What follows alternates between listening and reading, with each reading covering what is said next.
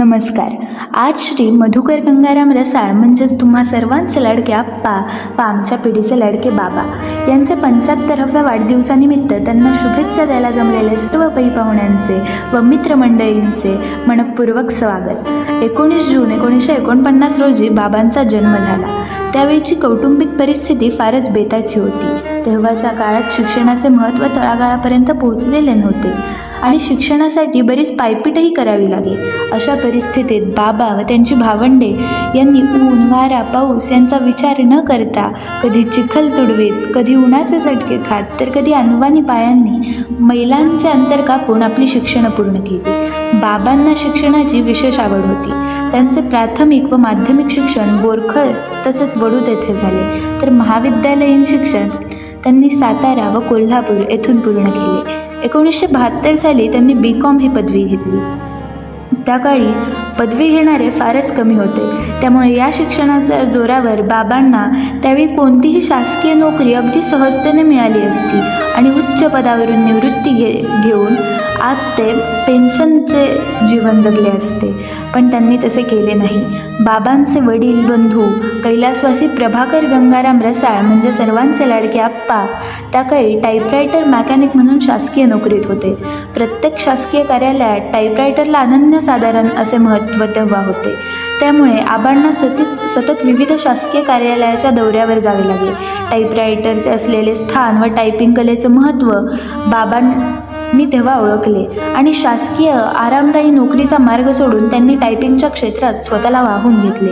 पहाटे उठणे, थंड पाण्याने आंघोळ करणे, हाताने स्वयंपाक करणे, पहाटे 6 वाजल्यापासून रात्री उशिरापर्यंत टायपिंगच्या बॅचेस सांभाळणे, अशा अत्यंत प्रतिकूल परिस्थितीत त्यांनी अनेक विद्यार्थी घडवले.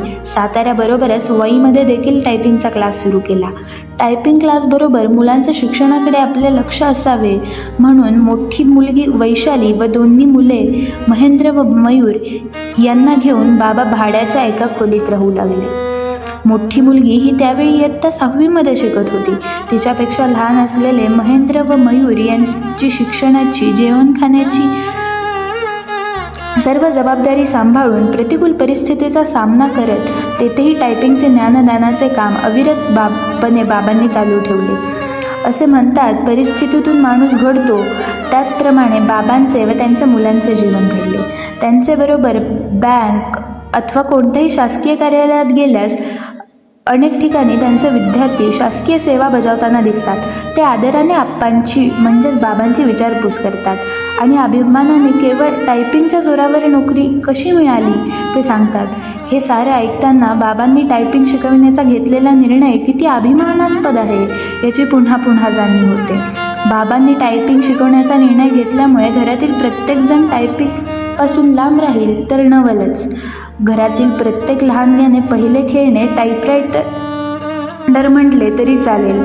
जो या खेळण्याशी खेळला त्याला प्रत्येकाला आपल्या आयुष्याचा चांगला मार्ग सापडला.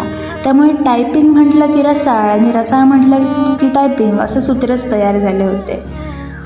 आज टाईपरायटरची दुसरी पिढी म्हणजे संगणकाने टाईपरायटरची जागा घेतली. मग तिथं आप्पांची दुसरी पिढी गप्प थोडीच बसणार. काळाबरोबर राहून आज प्रत्येक टाईपरायटरच्या जागी संगणक दिसतो.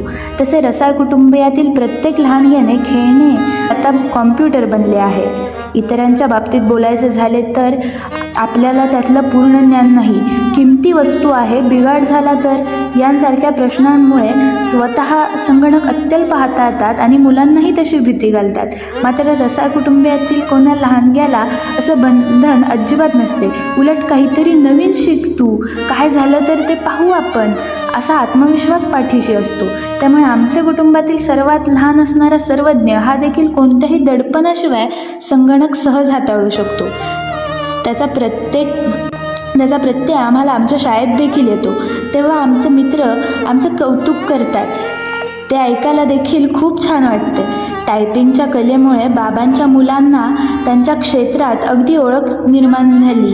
जसे टायपिंगमुळे मुलगी वैशालीची सैनिक स्कूलमध्ये वेगळी ओळख, महेंद्र रवींद्र यांची शिक्षण खात्यात असलेली ओळख, कम्प्युटर डिझायनिंगमध्ये प्रिंटिंग क्षेत्रात हातखंडा निर्माण करणारे मयूर एवढ्यावरच ही साखळी थांबली नाही, तर घरात येणाऱ्या सुनांनी देखील घरातील टायपिंगच्या वातावरणात एकरूप होत या क्षेत्रात आपले कर्तृत्व दाखवून दिले. मोठी सून रुक्मिणी ही कॉलेजमध्ये तंत्रस्नेही म्हणून ओळख आहे, तर छोटी सून पल्लवी ही आप्पांनी लावलेल्या टायपिंगच्या इन्स्टिट्यूट रूपी वृक्षाचे संगोपन करते आहे. आप्पांना त्यांच्या यशस्वी जीवनात मोलाची साथ लाभली ती त्यांच्या पत्नी सौ सुमन म्हणजेच आमची लाडकी आजी हिची. जीवनात कोणत्याही सुखाची अपेक्षा अथवा हट्ट न करता समोर पडेल ते काम आनंदाने करत संसारात उत्तम साथ दिली आणि म्हणूनच आप्पांना पूर्ण क्षमतेने टायपिंगमध्ये लक्ष देणे शक्य झाले. आज बाबांच्या 75व्या वाढदिवसानिमित्ताने आम्हा सर्वांकडून त्यांना खूप साऱ्या शुभेच्छा आणि त्यांचे भावी आयुष्य सुखसमृद्धीचे व आरोग्यमय जावो हीच सदिच्छा. शेवटी एवढेच सांगावेसे वाटते. बाबा, आजपर्यंत घेतले कष्ट तुम्ही अपार, यशस्वी जीवनाचा केला निर्धार, तरुणी नाहीच अंधकार, दिला अनेकांच्या जीवनी आकार, प्रत्येक जण नाही विसरणार तुमचे उपकार, असाच मिळत राहो कायम तुमचा आधार, असाच मिळत राहो कायम तुमचा आधार.